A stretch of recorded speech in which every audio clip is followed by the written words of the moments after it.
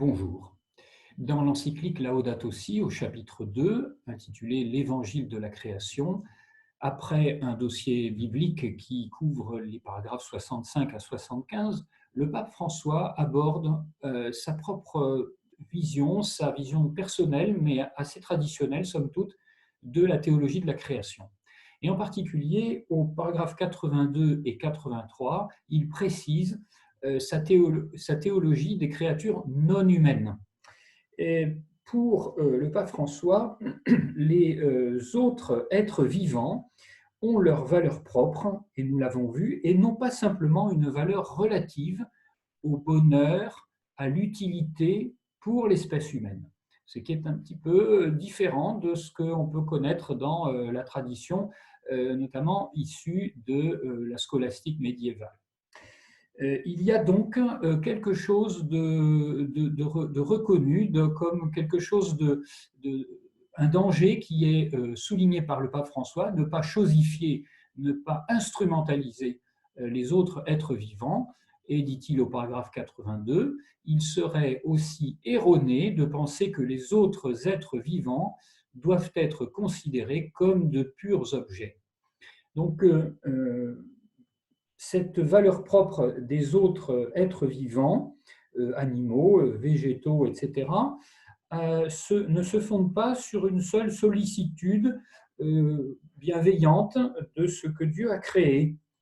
Sur quoi se fonde-t-elle? Eh bien, cela est particulièrement bien exprimé dans le paragraphe 83 de l'encyclique, où le pape écrit « L'aboutissement de la marche de l'univers se trouve dans la plénitude de Dieu ». Donc pour situer relativement l'espèce humaine et les animaux et le reste de la création, il ne cherche pas un fondement philosophique basé sur un statut, etc. Il se tourne vers l'aboutissement de l'univers, qui est la plénitude de Dieu et qui a été atteinte par le Christ ressuscité, axe, dit-il, de la maturation universelle. Et c'est ainsi rétroactivement que, ayant trouvé l'horizon d'accomplissement de cette création dans sa totalité, qu'on va pouvoir revenir sur, qui va fonder en fait le statut de ce qui a été créé. Donc on est vraiment dans une vision tout à fait originale et intéressante qui s'inspire de la note 53, renvoie donc à l'apport du père Pierre Teilhard de Chardin, qui effectivement essaye de promouvoir l'idée que le Dieu de Jésus-Christ est un Dieu de l'aboutissement de l'univers, qui nous attire vers cet aboutissement, ce point oméga, et que c'est en vertu du fait que tout ce qui a été créé atteint sa plénitude dans le Christ ressuscité, c'est ce que finalement dit saint Paul aussi, par exemple dans l'hymne Colossien, que à ce moment-là, il y a un retour possible sur la valeur de ce qui constitue les éléments qui vont converger vers Dieu. Donc, cette belle affirmation que l'aboutissement de la marche de l'univers se trouve dans la plénitude de Dieu, et c'est cette raison pour laquelle donc, le Christ cosmique, cette amplitude cosmique du Christ, embrasse la totalité du créé, minéraux, végétaux et animaux. Et vient ensuite cette citation étonnante et d'une grande densité théologique qui va beaucoup plus loin encore que Teilhard ou même saint Paul, toujours au paragraphe 83, la fin ultime des autres créatures, des créatures non humaines donc, ce n'est pas nous. La fin ultime, la raison d'être, l'horizon, ce n'est pas nous. Mais elles avancent toutes, alors c'est quoi ou qui?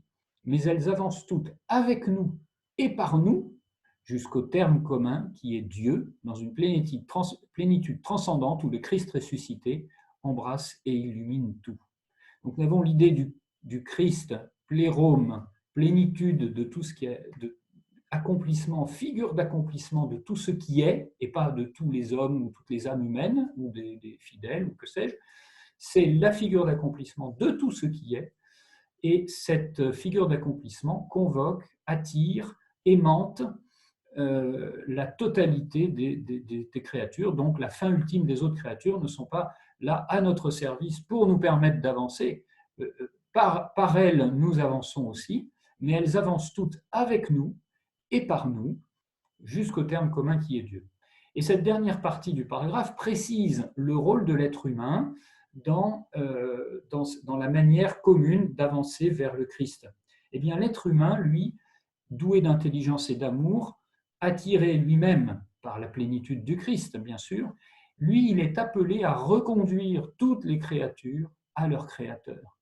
Donc nous avons là la figure d'une démarche sacerdotale, qui est la démarche qui consiste à accompagner les créatures vers Dieu, qui est la démarche qui consiste à guider et à présenter la totalité de ce qui est, pas la totalité seulement de l'espèce humaine, mais la totalité de tout ce qui a été créé par Dieu. Donc, finalement, nous retrouvons là un point fondamental et plus précisément deux éléments saillants qui se dégagent.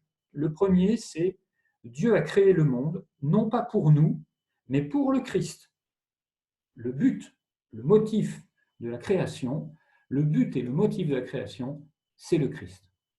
Comme le dit un autre jésuite, Christopher Mooney, un jésuite américain, le monde existe parce que Dieu a voulu le Christ, pas parce qu'il a voulu l'humanité. Le monde existe parce que Dieu a voulu le Christ, figure d'accomplissement de l'humanité. C'est pas qu'il a dédaigné, évidemment, mais c'est ce qu'il a créé, c'est finalement a pour modèle d'accomplissement la figure de Jésus-Christ. Donc Dieu a créé le monde non pas pour nous, mais pour le Christ. Deuxième élément, la vocation spéciale de l'humanité est d'acheminer, c'est le par, d'acheminer, d'accompagner avec, donc d'acheminer, d'accompagner les autres créatures dans leur marche vers le Créateur. Donc c'est là une démarche typiquement sacerdotale qui nous est confiée à nous, êtres humains, au motif que nous sommes doués d'intelligence et d'amour et que, à cause de cela, nous avons à faire œuvre donc de salut particulière vis-à-vis des autres des créatures non humaines.